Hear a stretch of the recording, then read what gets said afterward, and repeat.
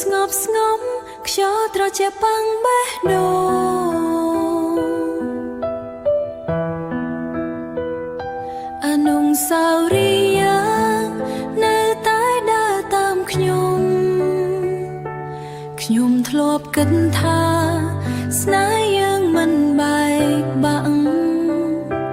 ធ្លាប់សន្យាថានឹងស្រឡាញ់គ្នាអស់ជីវិតតែថ្ងៃនេះអ្នកដើរចេញដោយស្ងៀមស្ងាត់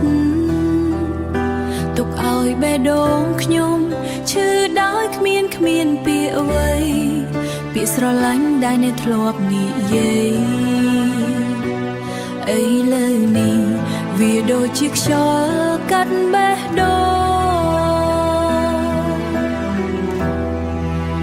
ឈឺចាប់តិចបានហើ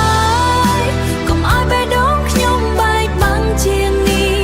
បើអ្នកលែងស្រឡាញ់សូមប្រាប់ខ្ញុំត្រង់បានទេឈឺចាប់តិចបានហើយកុំទុំខ្ញុំចាំអ្នកតែម្នាក់ឯងស្នេហ៍ដែលខ្ញុំផ្ដល់សម្រាប់អ្នកមិនមានតម្លៃទេ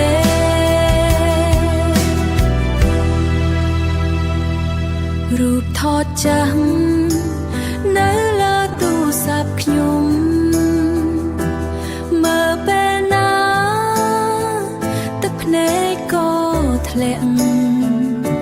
ស្នាមញញឹមដែលធ្លាប់មានកាលមុន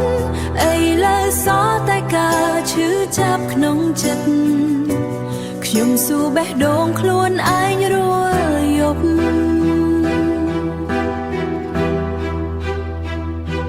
ថាហេតុអ្វី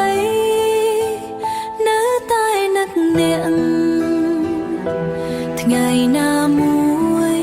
ប្រសិនបើអ្នកនឹកខ្ញុំសូមចាំថាខ្ញុំធ្លាប់ស្រឡាញ់អ្នកពិតតែពេលវេលាបង្រៀនឲ្យខ្ញុំដឹងថាស្នេហ៍ខ្លាំង